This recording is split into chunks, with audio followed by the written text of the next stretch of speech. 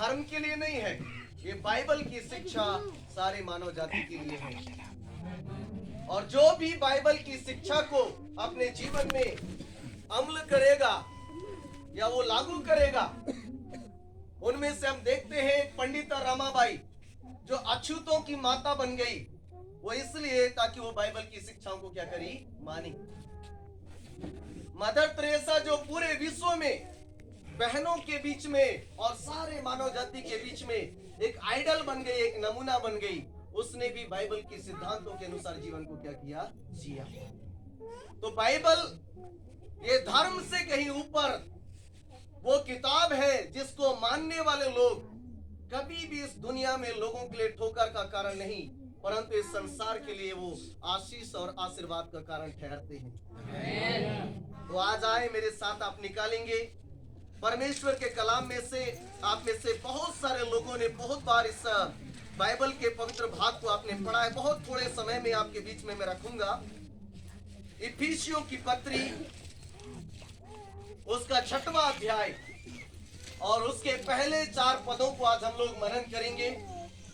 और फिर से मैं आग्रह करूंगा, आप इसको धर्म से ऊपर जीवन की शिक्षा के लिए सुने, क्योंकि बाइबल एक धार्मिक किताब नहीं है।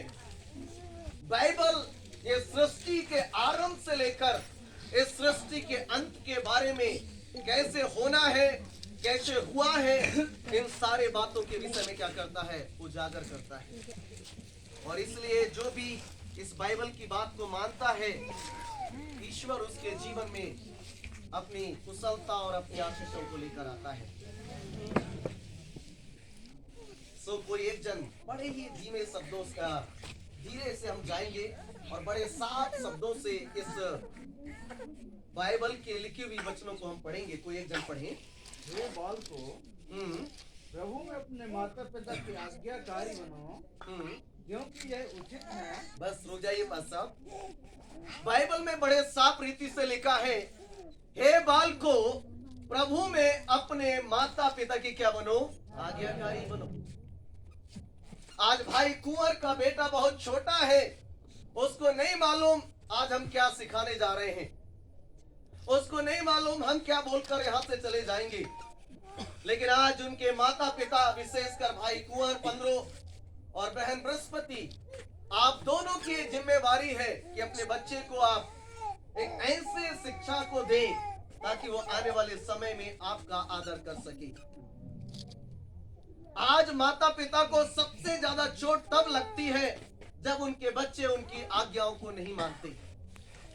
वो भले ही किसी धर्म का हो, किसी भी जाति का हो, किसी भी समाज का हो, हर एक माँ बाप की बड़ी लालसा होती है कि उसके बच्चे उसकी बातों को मानते हुए उनके लिए जीवनों को क्या करें, जिए। और बाइबल की पहली शिक्षा भी यही है कि हे बच्चों, अपनी माता और पिता का क्या करो, आज्ञाकारी बनो। यदि कोई बच्चा अपने माता और पिता का आज्ञाकारी नहीं है, अपने माता और पिता का सम्मान नहीं कर सकता, तो वो जिस ईश्वर को उसने कभी देखा नहीं है, वो कभी उसकी आराधना, उसकी भक्ति और उसकी पूजा नहीं कर सकता। कितने लोग इस बात से सहमत हैं? तो भक्ति का जो शुरुआत है, पूजा का जो शुरुआत है, आराधना का जो शुरुआत है, वो मंदिर से नहीं है, वो चर्च से नहीं है, वो गिरजाघर गुरुद्वारा से नहीं है, वो मस्जिद से नहीं है, वो हमारे परिवार से है। यदि जिस घर में माता और पिता का सम्मान है, वो घर मंदिर है, वो घर गिरजा है, वो घर मेरे प्रियो क्या बोलते गुरुद्वारा है, और वो घर क्या है, मस्जिद है। और जिस घर में माता पिता का सम्मान नहीं है, वो कहीं भी जाए, कभी भी उस घर में ईश्वर की उपस्थिति नहीं हो सकती, ये बाइबल कहती है। आगे हम देखेंगे जी। अपनी माता और पिता का आदर कर, यह पहली आज्ञा है। हर एक प्रियजन जो आप यहाँ पर बैठे हैं, आप इस बात को बड़े ध्यान पूर्वक सुनिएगा। लिखा है माता और पिता का क्या कर, आदर कर। ये कौन सी आज्ञा है? पहली आज्ञा। यहां से हमारी धार्मिकता का शुरुआत होती है, धर्म का नहीं। धर्म और धार्मिकता में जमीन और आसमान का अंतर है। बहुत सारे लोग धार्मिकता और धर्म को एक साथ क्या कर दिए, जोड़ दिए। आज हमारे देश को धर्म की आवश्यकता नहीं है, धार्मिकता की आवश्यकता है। और जहां धार्मिकता है वहां एक दूसरे का सम्मान है, वहां एक दूसरे का आदर है। और यीशु मसीह इस दुनिया में आकर यही बातें मानव जाति को सिखाया। आप पूरी बाइबल के अंदर में देखें, वो कभी भी किसी भी धर्म के ऊपर में उंगली नहीं उठाया, परंतु हर एक लोगों को यही बात को सिखाया कि पहली धार्मिकता का शुरुआत हमारे घर और हमारे परिवार से आरंभ होता है।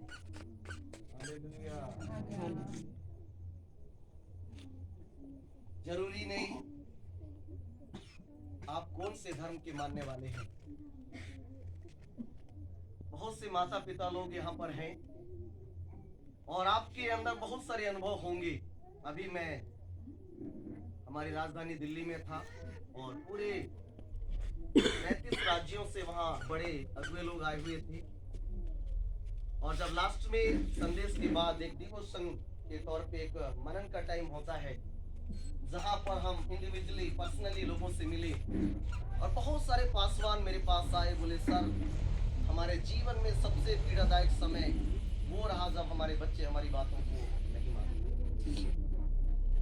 आज हो सकता है बहुत से माता पिता आप यहाँ पर बैठे हैं, आपके जीवन का भी सबसे बड़ा कटु सत्य है प्रियो, जब बच्चे माता पिता की बातों को नहीं मानते उस समय माँ बाप का हृदय क्या हो जाता है, टूट जाता है। और ये शुरुआत जैसे ही बच्चा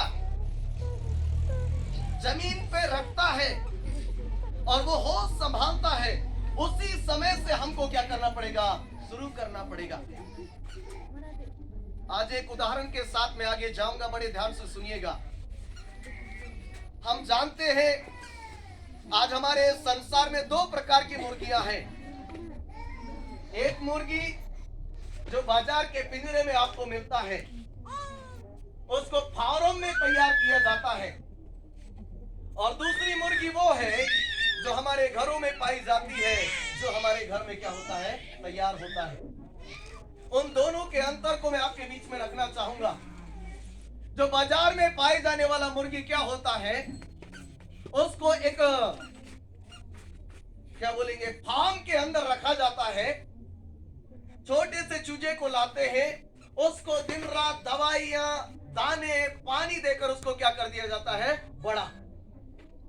और वो 3 महीने में लगभग 1 किलो साइज का हो जाता है, वो बाजार में आ जाता है। लोग उसको बेच देते हैं, और जब उसको बेचते हैं उस समय में उसका कसाई जो होता है उसी पिंजरे से निकालता है और उस मुर्गी के गर्दन को काट कर उसका खून जो है बाकी मुर्गियों पर क्या हो रहा है, बह रहा है, लेकिन उनको कोई फर्क नहीं पड़ता।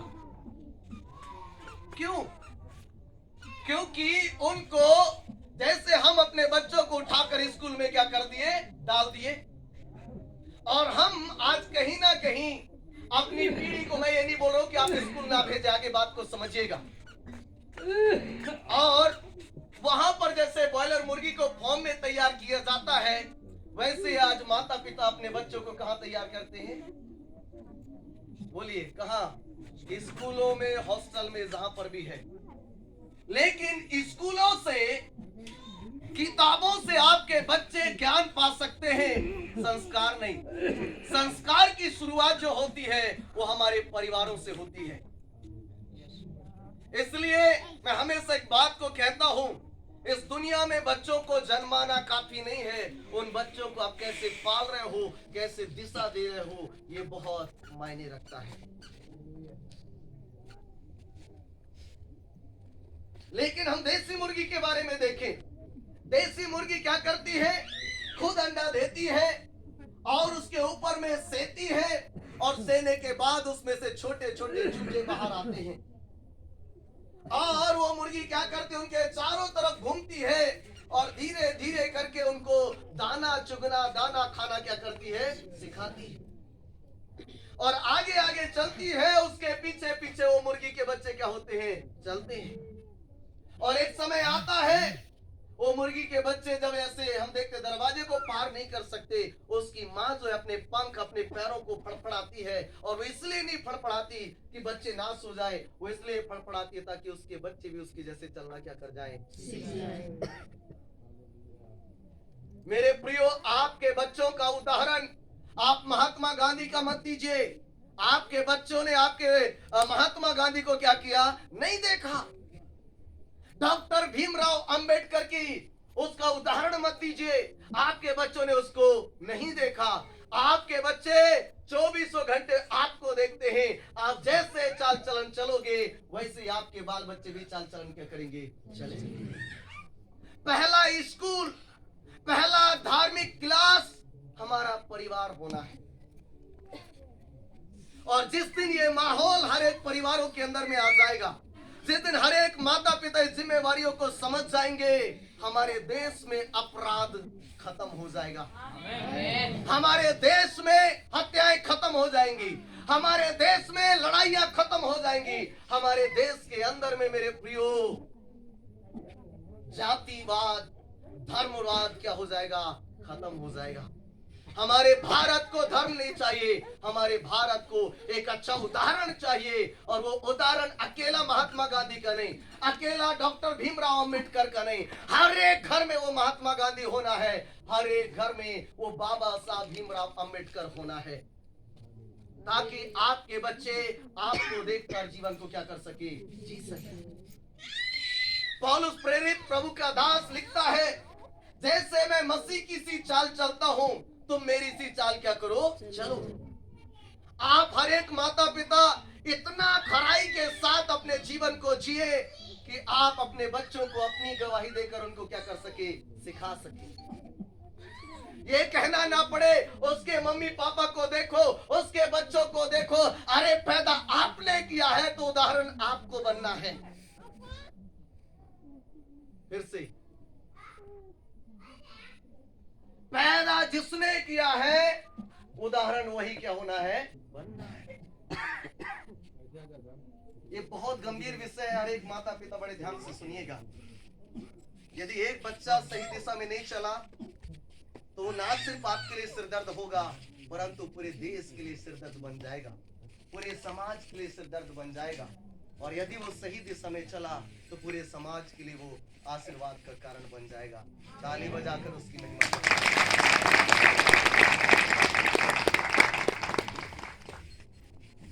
कल शाम में जबलपुर में मेरी सभा थी, और जो लोग हमारे साथ YouTube फेसबुक में जुड़े हैं, कल मैं इसी बात को वहां पर मैं सिखा रहा था।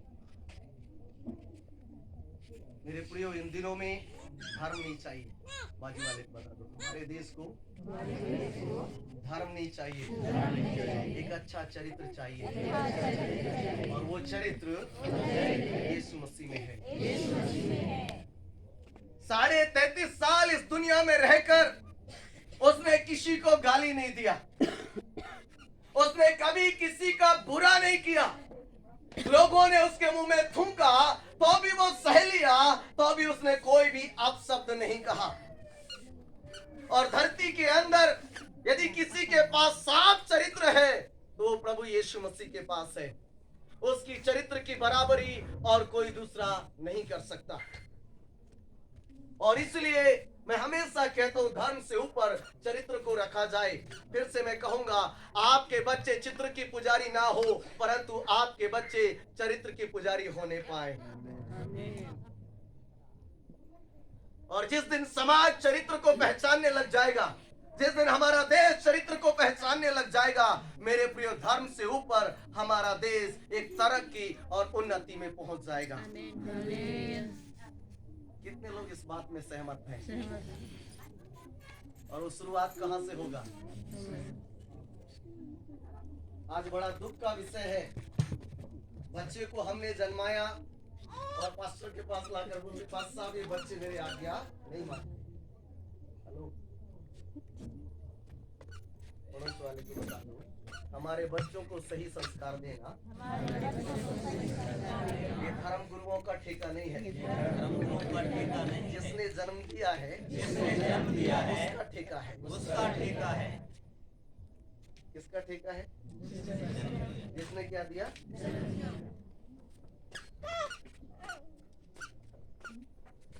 लोग सोचते होंगे पास्टर एक बार शादी तो कर तो बताएंगे। Praise the Lord. Hallelujah. Hallelujah. लौट आइए, अपने विषय में जाएं। मैं अपने जीवन के विषय में बहुत सोचता हूँ। हम पूरे इंडिया और अभी आने वाले जून से पूरे विश्व के देशों में जाकर प्रभु ने द्वार को खोला, जून से हम पूरे ऑल वर्ल्ड परमेश्वर हमारे लिए अभी तक तो केवल भारत में हम जाते थे, लेकिन दुआ करिएगा जून में मुझे पासपोर्ट मिलेगा और अलग अलग देशों का वीजा के लिए अप्लाई हो चुका है और हम जाकर हम ये सिखाने पाए कि हमारे देशों को धर्म में क्या चाहिए। बोलो बोलो क्या चाहिए? क्या चाहिए? धार्मिकता। धार्मिकता क्या? चरित्र ही क्या है? धार्मिकता है। बहुत सुंदर लिखा है बाइबल में, आगे जल्दी समझाएंगे। दूसरा पद, जिसके साथ प्रतिज्ञा भी है और जिसके साथ प्रतिज्ञा भी है कि तेरा भला हो, तेरा क्या हो? भला हो, और तू धरती पर बहुत दिन जीवित रहे। और तू धरती पर बहुत दिन क्या रहे? जीवित रहे। आज एक बड़ा बहाना हो गया है, अरे आजकल खात लखवाई है, कहाँ ले आदमी ज्यादा दिन जिए, है ना? आदमी खाद को खाने से नहीं मर रहा है, आदमी की मृत्यु जल्दी हो रहा है। उसका कारण हमारा क्या है? पड़ोस वाले को बोलो, खाद के कारण नहीं है, चाल के कारण है। कैसे कारण? चाल। बहुत बड़ा दुख का विषय है। आप देखते हैं कई बार माँ बाप कुरिया में और हमारे टप्पर घर में, है ना? अरे लोहा लंकड़ उनको जंग लग जाएगा, रखना है तो माँ बाप को रखो ना बीच वाले दवाल में। हेलो, इधर है ना आप लोग? लेकिन हम लोग क्या को रखते हैं? तीन टप्पर को, और बड़े उसको हिफाजत से रखते, ताला मार के रखते, लेकिन माँ बाप के लिए कुरिया। बाइबल में लिखा है माता और पिता का सम्मान कर, ये पहली आज्ञा है।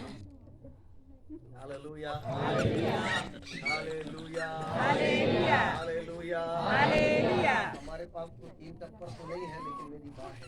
मैंने अपना पिता को कभी देखा नहीं, लेकिन मुझे पूरा निश्चय है मैं इस दुनिया से जाऊंगा, मेरा पिता मुझे मिलने के लिए।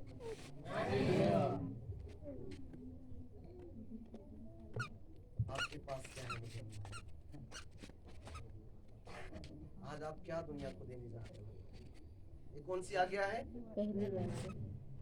कि आराधना करना चाहिए। नए नियम की बात मैं कर रहा हूँ। कई बार लोग 10 आज्ञाओं के साथ इसको कंपैरिजन करते हैं, वो नहीं, व्यवहारिक जीवन का पहली आज्ञा।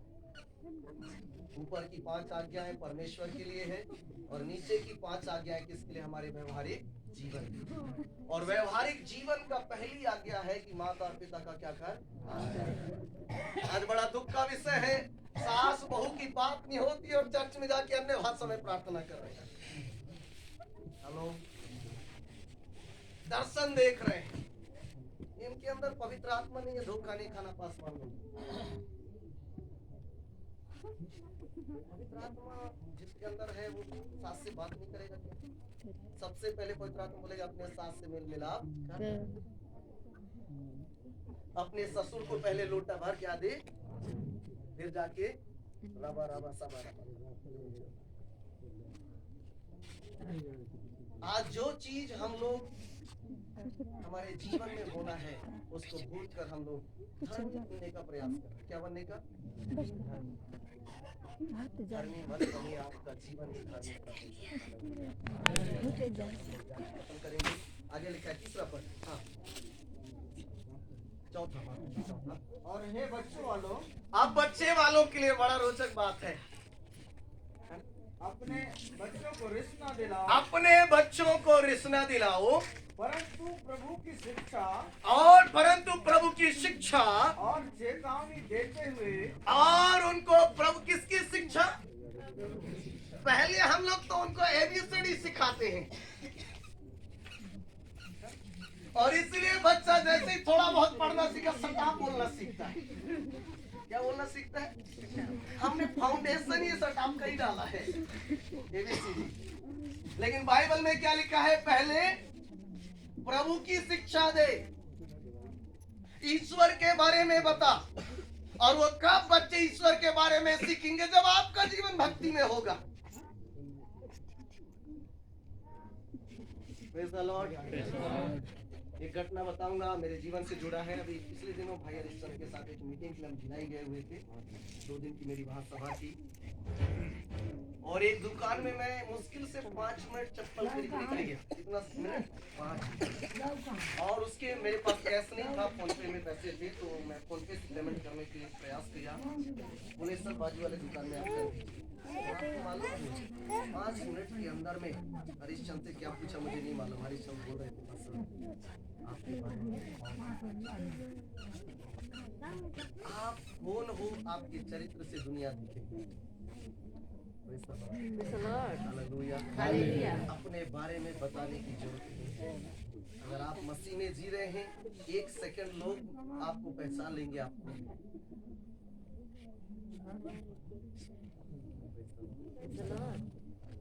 हालेलुया। तो बच्चे वाले कहाँ पर थे हम लोग? कौन सी? पहली बात क्या दो? प्रभु की शिक्षा और चेतावनी देते हुए उनका क्या करो? इंग्लिश मीडियम ही काफी नहीं है। हेलो, हम लोग तो क्या सोचते हैं हमारा बच्चा इंग्लिश मीडियम में जाके बहुत अच्छी बात है, उसका नॉलेज बढ़ सकता है, पढ़ाइएगा, मैं उसके अगेंस्ट में नहीं हूँ। परंतु याद रखिए, आपने यदि उनको संस्कार नहीं दिया ना तो कल आपको वो रोना है। बाइबल में कई ऐसे उदाहरण हैं, स्कूल से बढ़कर आप